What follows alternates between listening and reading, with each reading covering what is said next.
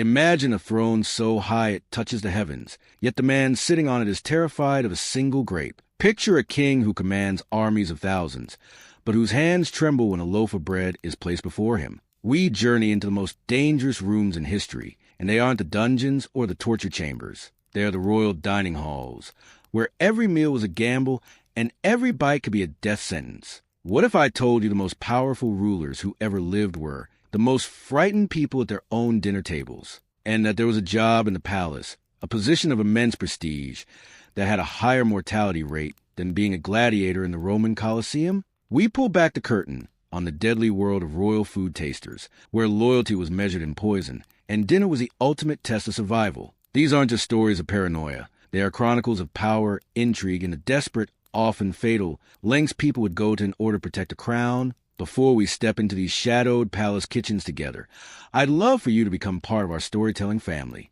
If these whispers from the past intrigue you, consider joining our circle of late-night historians. A simple click on the subscribe button ensures you won't miss a single secret we uncover. And if tonight's tale pulls you in, button no tells me we're on the right path together. I'm always curious to know where my voice is reaching. Are you listening on a quiet drive, or perhaps curled up as the world outside sleeps? And share what draws you to these historical mysteries. Dim the lights, settle in, and let's unlock the secrets of the most treacherous dining rooms ever conceived. Our story begins not with King, but with his shadow, the person who stood between a monarch and a gruesome, agonizing death, the royal food taster. This wasn't a job for the faint of heart, with death performed 3 times a day. Picture the court of the Roman Emperor Tiberius, a man so consumed by paranoia that he trusted no one. Before him lies a feast of roasted peacock, figs soaked in honey, and wine from the finest vineyards. But Tiberius doesn't eat. He watches as a man named Helotus, his official taster, methodically moves from dish to dish. Helotus takes a small piece of the peacock, chews it slowly, letting it linger on his tongue. The entire court waits with him in suffocating silence. Only when Helotus shows no sign of foaming at the mouth, no convulsions, no sudden violent illness, does the Emperor of Rome finally dare to eat. In a world where poison was a preferred weapon of the ambitious, the food taster was a king's first and last line of defense. But who were these people, willing to play Russian roulette with every meal? They weren't just disposable servants. Many were men of noble birth, educated and ambitious, who understood the risks perfectly. The rewards were beyond imagination. Surviving as a royal taster for even a few years could elevate a family to the highest echelons of society. The salary was astronomical, the prestige immense. If you lived long enough to retire, you could be granted vast estates, titles, and a pension that would make you a king in your own right. Mithridates VI of Pontus, a king who was obsessed with poison, was a legend in his own right. But his tasters were just as remarkable. They were trained not just to eat, they developed an almost supernatural palate, capable of identifying the faintest metallic tang of arsenic or the subtle, almond-like bitterness of cyanide. They learned that some poisons left a telltale numbing sensation on the tongue, while others introduced a strange, cloying sweetness. These tasters became walking encyclopedias of toxicology. Many engaged in a practice that seems utterly insane to us today. They would consume tiny, non-lethal doses of various poisons over many years, slowly building up an immunity. They were poisoning themselves to save themselves, a chilling testament to the daily reality of their job. They might ingest a pinch of arsenic, hoping to build a tolerance that would save them from a full dose meant for their master. But for every taster who survived and retired in luxury, there were countless others whose stories ended abruptly. Palace records are filled with chillingly brief entries. Taster collapsed during the evening's third course, replaced by mourning. Their names are lost to history. Their only legacy is single. Perhaps no ruler was more obsessed with food security than the Chinese emperors. In the Forbidden City, the system was a fortress of culinary paranoia. Not one, but a team of tasters sampled every dish. The food was prepared in a special imperial kitchen under armed guard. The dishes were sealed in locked boxes and delivered to the emperor. Silver plaques were placed in each dish, not for decoration, but because it was believed that silver would tarnish and turn black in the presence of certain poisons. But the final test was always human. A team of eunuchs would first taste the food. The emperor might finally eat. The paranoia lingered. The emperor would never eat too much from any single dish, believing that if a poison was present, a small quantity might not be fatal. Imagine living a life of ultimate luxury, surrounded by every delicacy imaginable, yet being too terrified to ever truly enjoy a meal. The irony is staggering. This intimate relationship between a ruler and their taster was a bond forged in fear. The taster knew the king's preferences, his allergies, his moods. They shared a vulnerability that no one else in the court, and the psychological toll was immense. Tasters reported suffering from constant anxiety, nightmares, and elaborate rituals they believed would protect them. Some would pray for hours, others carried lucky charms, and many developed nervous tics. How could you ever relax, knowing that the next spoonful of soup could be your last? It was a life lived on the edge of a knife, or more accurately, while the taste testers diced with death in the shadows. The kings and queens they served faced a different kind of torment in the glittering spotlight of the royal dining hall. They were prisoners in a gilded cage, where the simple act of eating became a soul-crushing public performance. The more powerful a monarch became, the less privacy they were afforded, and nowhere was this more true than at the dinner table. A meal was never just about food. It was a meticulously choreographed spectacle where every gesture was a message, every bite was scrutinized, and any moment of vulnerability. Let's travel to the Palace of Versailles and witness breakfast for Louis XIV, the Sun King of France. The king is about to enjoy a simple meal of broth and bread. Sounds peaceful, doesn't it? Before Louis can even lift his spoon, a small army of people must be present in the room. Court records list the exact number. Dozens of individuals, each with a specific role. There is a grand chamberlain who must personally inspect the king's napkin. The first gentleman stands nearby, his sole duty to observe the king's facial expressions for any sign of pleasure or displeasure. The captain of the guard is positioned at a precise distance from the table. And then there are the ranks of nobles, diplomats, and courtiers, all standing in silence, all watching the king eat. And they weren't just watching. Did the king favor the bread? This could mean the royal baker's influence was rising. Did he pause before sipping his broth? Perhaps he was displeased with his finance minister. Every tiny movement was a political signal, interpreted and spread throughout the palace gossip mill within minutes. The pressure was unimaginable. Why would a ruler with absolute power subject themselves to this bizarre ritual? The answer lies in a fundamental truth about power. It is an illusion that must be constantly maintained. By turning a basic human act, like eating, into a sacred public ceremony,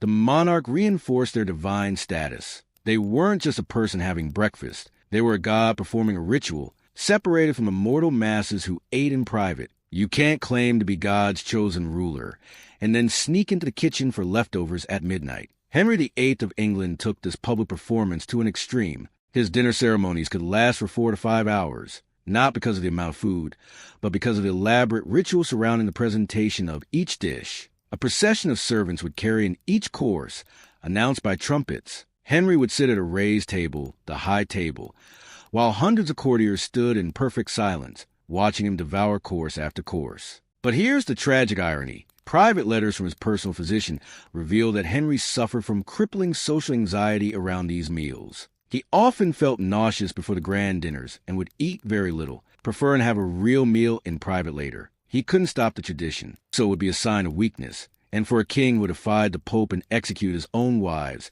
any perceived weakness could be a fatal invitation to his enemies. Imagine the psychological strain. Never being able to grimace at a food you dislike. Never being able to eat quickly when you're starving. Never having a relaxed, private conversation over dinner. Every meal was a test, a performance review where the price of failure wasn't a bad notice, but potentially the loss of your kingdom and your life. Catherine the Great of Russia was a master of turning this requirement to her advantage. She famously wrote in her diary, "I have not taken a single meal in solitude in over 30 years. My breakfast toast arrives with an audience." But instead of resenting it, she created her hermitage dinners, where she invited the most brilliant philosophers, artists, and scientists to dine with her. They would debate new ideas and discuss innovations. The public spectacle of royal dining was transformed into a powerhouse of intellectual and political progress. Not all monarchs were so adept. King Ludwig II of Bavaria, the so-called Mad King, was so overwhelmed by the constant scrutiny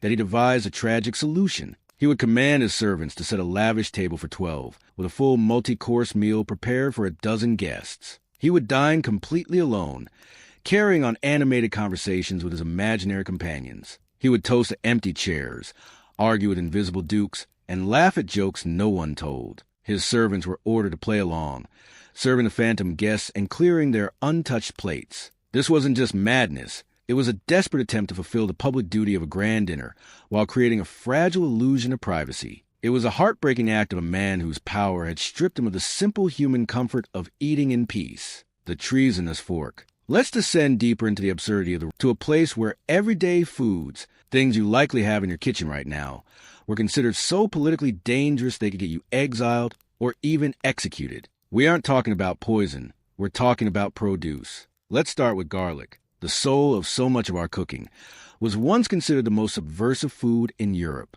because garlic was peasant food. It was strong, pungent, and associated with the earth and common labor. For a monarch who claimed their right to rule came from God, to be seen eating or even smelling of peasant food was a political disaster. It suggested you were no different from the common folk you ruled over. The story gets even more dramatic during the Black Death in the 14th century. Physicians recommended garlic for its perceived medicinal properties to ward off the plague. King Philip VI of France was faced with an impossible choice: eat the peasant's remedy and possibly save his life, or maintain his royal dignity and risk a horrific death. He chose dignity. He issued a royal decree forbidding any person of noble blood from consuming the stinking rose. The irony is that historical record suggests that the common people who ate garlic freely had better survival rates in some areas than the nobility. His fear of being seen as common literally cost his people their lives. When it was first introduced to Europe from the Americas, with deep suspicion, Frederick the Great of Prussia knew that this hardy tuber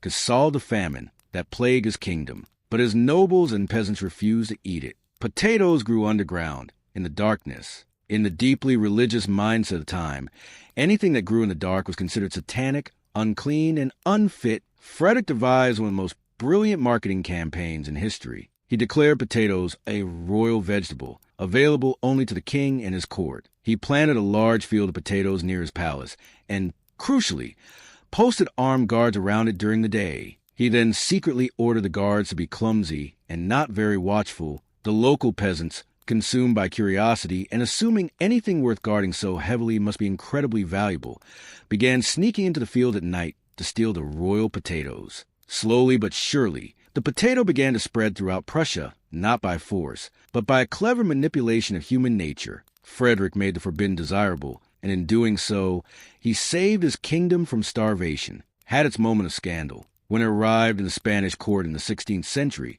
it was deemed so dangerously alluring that it was forbidden for royal women to consume it in public. The church warned that this rich, dark substance was a powerful aphrodisiac that could incite uncontrollable passions and lead women astray. A young duchess was reportedly exiled from court for 6 months after she was caught secretly sipping hot chocolate. She hadn't committed a crime, but she had compromised her royal virtue. But here's the delicious hypocrisy. While the women were banned from it, Spanish royal men were encouraged to drink chocolate before diplomatic negotiations. It was believed to sharpen the mind and increase virility and confidence. The very same food was a symbol of female sin. This gendered food rule became so well known that foreign ambassadors learned to bring gifts of chocolate only for king, knowing that offering it to the queen would be a grave insult. Even the humble tomato was once a source of international conflict. King John V of Portugal banned anyone in his court from eating tomatoes. His reason had nothing to do with taste or health.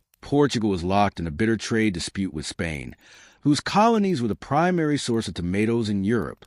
The king declared was an act of economic treason, equivalent to funding the enemy. One of his own daughters was famously caught growing tomatoes. She cleverly argued that she wasn't eating them, but merely studying their botanical properties for science. The king, so impressed by her wit, created a legal loophole allowing for the scientific observation of forbidden foods. A simple piece of fruit had become a pawn in a geopolitical chess match, a symbol of loyalty and defiance in a world where everything, even what grew in your garden, was political. The poison cradle. The bizarre and brutal dining rules of the royal court weren't reserved for adults. The youngest members of the royal family were subjected to the strictest, most psychologically damaging rituals of all. A royal childhood was not a time of innocence. It was a grueling training ground where every natural instinct around food was systematically broken down and rebuilt according to the cold, hard logic of power. Imagine being a small child and being taught that your hunger doesn't matter. that your taste preferences are irrelevant, and that a meal is not a source of comfort, but a test you must pass every single day. Let's look at the childhood of Louis XIII of France, who became king at the tender age of 9. From that moment on, his meals became lessons in royal authority. What's truly shocking is that Louis was not allowed to feed himself until he was nearly a teenager. To do so was considered undignified. A designated courtier, the royal feeder, would place each bite of food into the young king's mouth with a golden fork or spoon. The boy had to sit perfectly still with his hands folded in his lap, while an adult controlled the most basic act of his survival. At every meal, little Louis was required to taste at least a dozen different foods, whether he liked them or not. A future king must be familiar with all the flavors of his kingdom. If he disdained the taste of turnips, how could he possibly understand and rule over the farmers who grew them? Letters from his tutor describe a sad, silent boy who would often have tears streaming down his face during meals, not from any physical pain, but from the immense pressure of performing his royal duty while still being a child who just wanted to eat his pudding. This wasn't unique to France. Royal children endured eating rituals that would be considered abuse today. Young Elizabeth Tudor, the future Queen Elizabeth I of England, had a particularly harsh regimen. Starting at age 6, before each course of her meal, she was required to recite a specific Bible verse related to the food. There was a verse for bread, another for meat, another for fish. Here's the cruel twist. If Elizabeth forgot a verse or recited the wrong one, that course was taken away from her. A 6-year-old child was denied food because she couldn't remember the correct religious passage for her porridge. Her governess wrote in her diary that the young princess often went to bed hungry, her stomach aching, because of these strict religious dining rules. Is it any wonder that as an adult, Queen Elizabeth I was known for her incredibly austere eating habits? She often ate only one meal a day and could fast for long periods. This wasn't just royal discipline. It was the echo of childhood trauma, a lifelong need to control the one thing that had been used to control her. In the terrifying court of Ivan the Terrible in Russia, royal children as young as 3 were forced to participate in training feasts. These were not fun play dinners. They were formal ceremonies lasting hours where tiny children had to master an impossibly complex set of rules. They had to learn the exact number of seconds to pause between bites. They had to learn different ways to hold a spoon for different foods. Most incredibly, they were taught to eat with specific emotions. They had to display joy when eating foods from an allied nation, and solemn respect when eating foods associated with military victory. Imagine being 5 years old and having to fake your emotions while eating a piece of chicken because it represented a political alliance. The pressure was so intense that many royal children, like Ivan's own son, developed severe eating disorders. They would become so anxious around meal times that they would vomit before formal dinners. Court physicians, not understanding psychology, would assume they were being poisoned, subjecting them to even more terrifying food testing procedures, which only worsened their anxiety. These children were being taught to suppress their own humanity. They couldn't make a face if something tasted bad. They couldn't ask for more if they were still hungry. They had to learn that their own bodies, their own needs, and their own simple pleasures were less important than the performance of royalty. The psychological manipulation was profound. They were learning to disconnect from themselves, to treat their physical sensations as irrelevant compared to political appearance. The trauma of the royal nursery became the tradition of the royal court, passed down from one damaged generation to the next, creating a lineage of rulers who had mastered the art of public dining, but had lost the simple, human joy of eating. Dinner as diplomacy, all that brutal childhood training and etiquette, all those lessons in emotional suppression and political taste testing were preparation for the ultimate high-wire act. These were not mere feasts. They were battlefields where empires could be won or lost, where alliances were forged or shattered,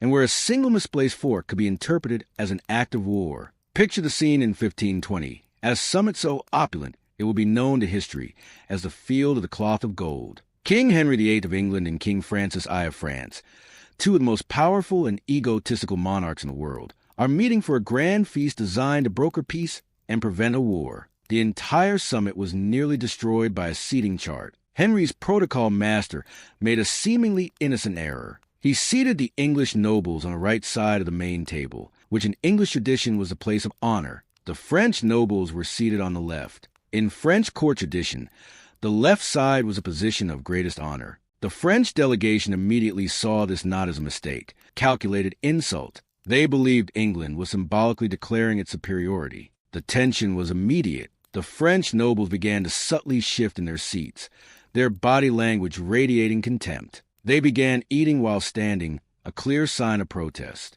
The English, in turn, saw this as a shocking breach of decorum. What was meant to be a dinner of friendship devolved into a cold war fought with posture and positioning. King Francis was so enraged that it took 3 days of frantic behind the scenes.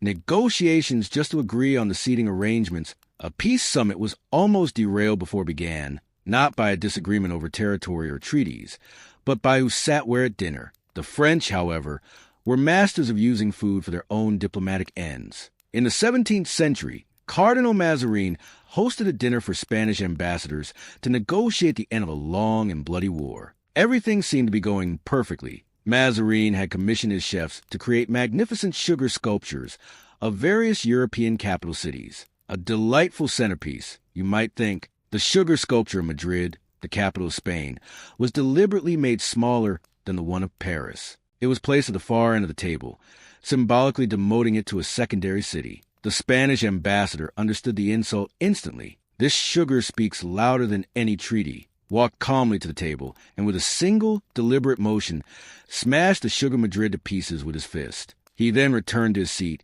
and continued his meal as if nothing had happened. The room fell into a shocked silence. The message was clear. Spain would not be belittled. Negotiations stalled for another 6 months, all because of a dessert. Sometimes, however, diplomatic disasters were born from pure cultural misunderstanding. In the late 17th century, a Russian delegation visited the court of Louis XIV at Versailles. Following their own customs, the Russians brought their own food to the feast, cured meats, caviar, and black bread. In their culture, this was the highest sign of respect. It meant they wanted to share their own national delicacies with their hosts. However, was horrified. They saw it as the ultimate insult. Were the Russians suggesting that the King of France's food wasn't good enough for them? The situation escalated when the Russian ambassador began eating from his own supplies at the king's table. Louis XIV, the Sun King, was so offended that he stood up and walked out of his own banquet, an unprecedented act. The Russian delegation was expelled from France,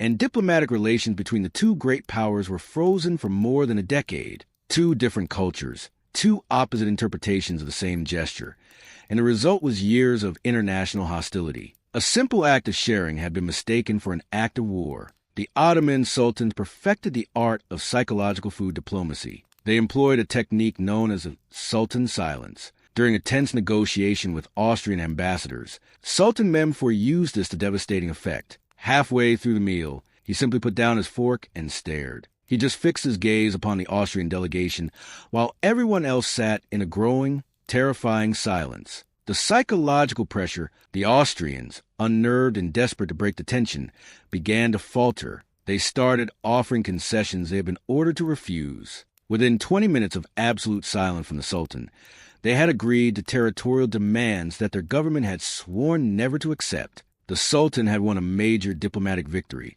Without saying a single word, he had negotiated a treaty with the simple act of not eating. When you think of absolute power, you might picture kings leading armies into battle. But some of the most cunning and ruthless rulers in history were queens who understood a more fundamental truth. If you control the food, you control the people. They didn't just regulate royal dining. They weaponized the entire food supply of their nations with a brilliance that was both terrifying and revolutionary. Let's begin with Catherine the Great of Russia and her masterful potato conspiracy. Her people were suffering from regular famines. She knew the potato could save them, but the Russian Orthodox Church had declared potatoes the devil's apples because they grew underground in the darkness. The deeply superstitious peasants would rather starve to death than eat a satanic vegetable. Catherine devised a plan of pure psychological genius. She did not force them to eat potatoes. Instead, she did the opposite. She declared potatoes a treasure of the royal court, to be eaten only by herself and the nobility. She planted vast fields of them and surrounded them with armed guards during the day.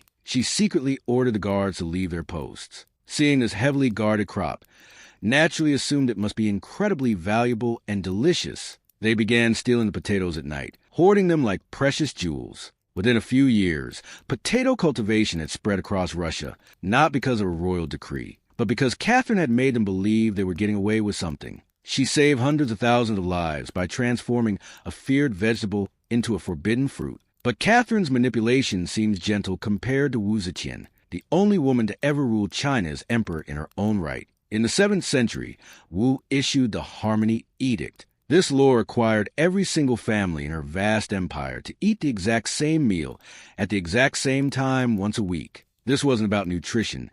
It was about demonstrating an unimaginable level of control. Imperial officials would ride through every city and village, announcing the weekly Harmony meal. On the designated day, at the designated hour, 50 million people, from the poorest farmer to the richest merchant, would sit down and eat the same simple dish of rice and vegetables. Imagine the psychological effect. You look out your window, and your neighbors are eating the same food as you. You know that across the mountains, in a city you've never seen, strangers are also eating the same food. It was a chilling, weekly reminder that their empress could reach into their homes and control the most personal aspect of their lives. It was a demonstration of power so total, it felt supernatural. No queen, however, used food more ruthlessly than Queen Isabella in 15th century Spain. Her infamous purity laws were a form of religious and ethnic cleansing disguised as dietary restrictions. During the Spanish Inquisition, these laws banned all Christians from eating foods associated with Jewish and Muslim traditions.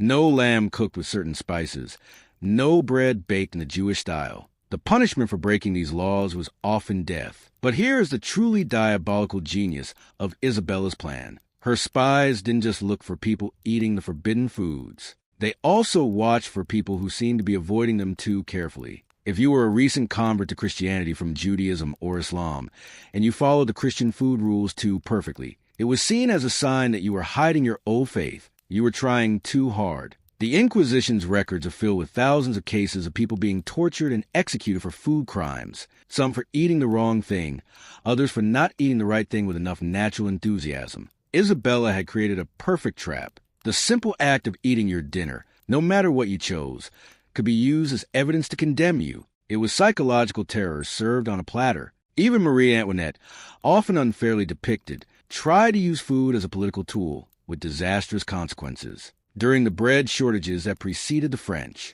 Revolution, as her people starved, she ordered the palace to stage extravagant public displays of food. She held lavish outdoor banquets in the gardens of Versailles, where courtiers feasted on mountains of pastries, while hungry crowds watched from behind the gates. She believed this would reassure the people, to show them that the monarchy was still strong and prosperous. The plan backfired spectacularly. The starving Parisians weren't reassured. These feasts became a symbol of the monarchy's callous indifference to their suffering. The final straw was when she had a massive, elaborate cake, shaped like a palace, paraded through the streets of Paris. The message she intended was one of royal magnificence. The message the people received was a slap in the face. These food displays didn't prevent a revolution. They poured fuel on the fire and helped ignite one of the bloodiest uprisings in history, the silent conspiracy. We have walked the grand dining halls and witnessed the public performances, but now we must go where the true power lay, to a place of steam, smoke, and secrets.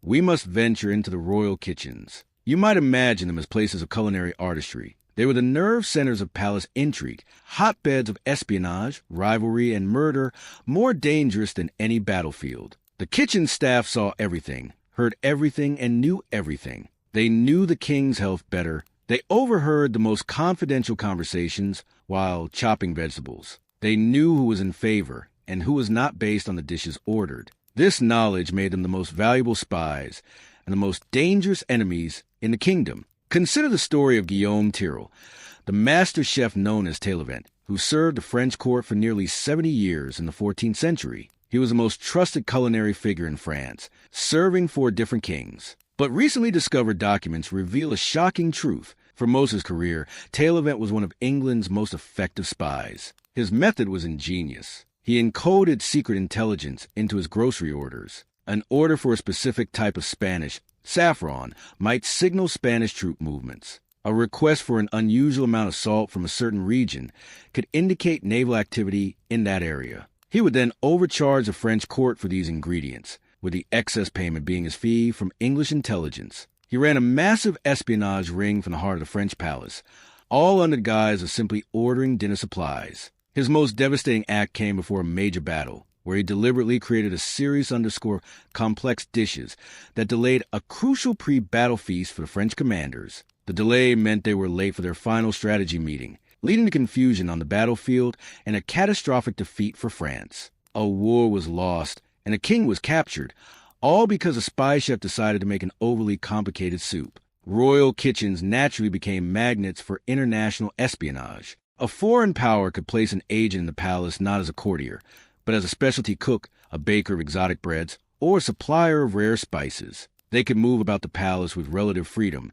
gathering information under the perfect cover. The Ottoman sultans became so wary of this that they created a terrifying counterintelligence force known as the Kitchen Guard. This was a secret police unit that operated exclusively within the palace kitchens. They monitored all staff, planted false information to test loyalty, and ruthlessly eliminated anyone they suspected of being a spy. And their methods of disposal were gruesome. The kitchen itself became their weapon. The massive ovens used to bake bread for the entire palace could incinerate a body without a trace. The huge vats used for cooking soup could dissolve remains. The kitchen guard perfected the art of making people disappear. Palace records show hundreds of kitchen staff who simply vanished during this period. They were transferred or retired. They had become ingredients in the dark and bloody recipe of palace security. But the danger wasn't just from outside. The internal politics of the kitchen were just as deadly. The competition for the top job, head chef, was so fierce that assassination became a common career move.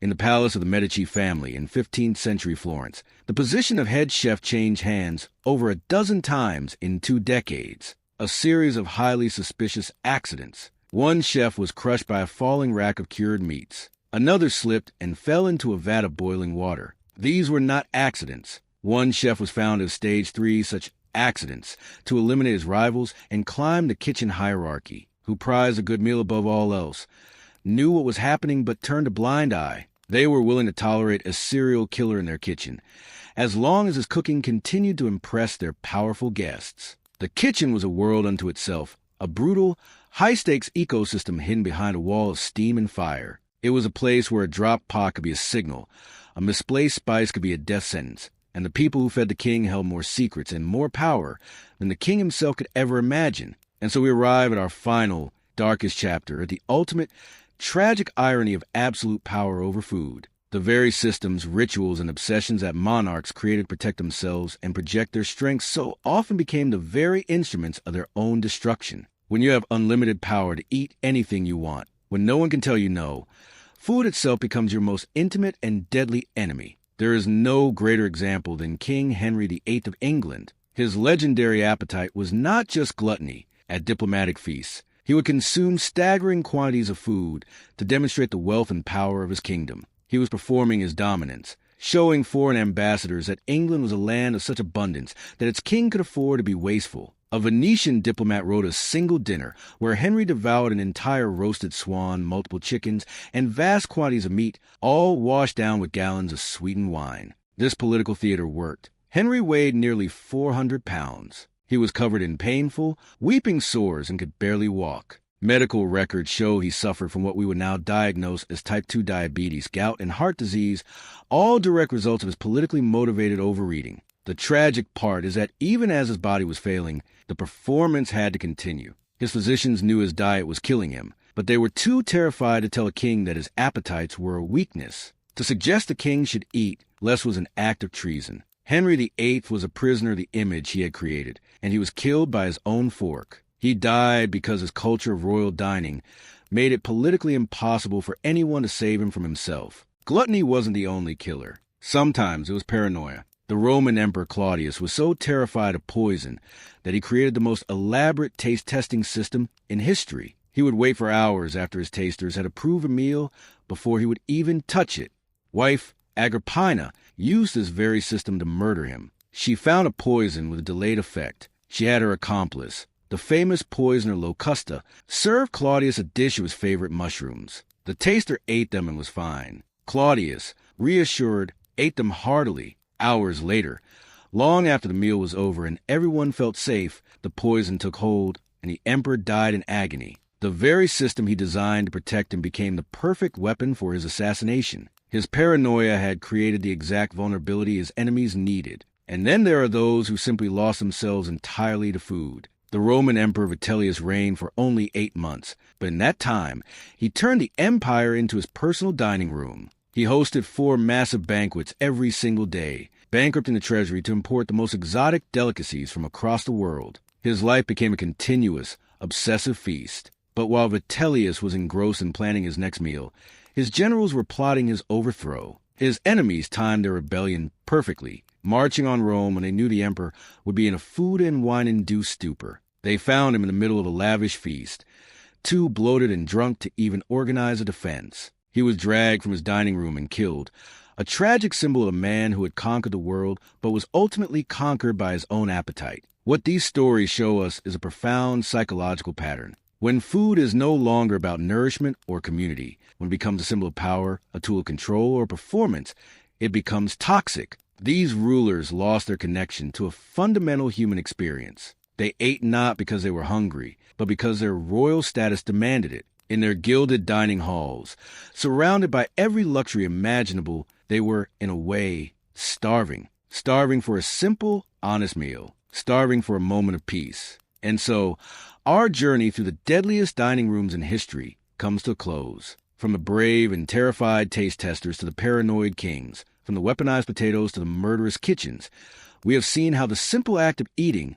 can become twisted into a story of power, fear, and tragedy. I hope these tales have given you a new appreciation for your own dinner table, for the freedom to eat what you want, when you want, without a thought for poison or political intrigue. History is full of these dark and fascinating corners, and there are always more secrets waiting to be whispered. Until we meet again for another late-night journey into the past, I wish you a peaceful night, sleep well, and perhaps dream of a world where a shared meal is simply that, a moment of connection, a taste of joy, and a reminder of our shared and sometimes fragile humanity.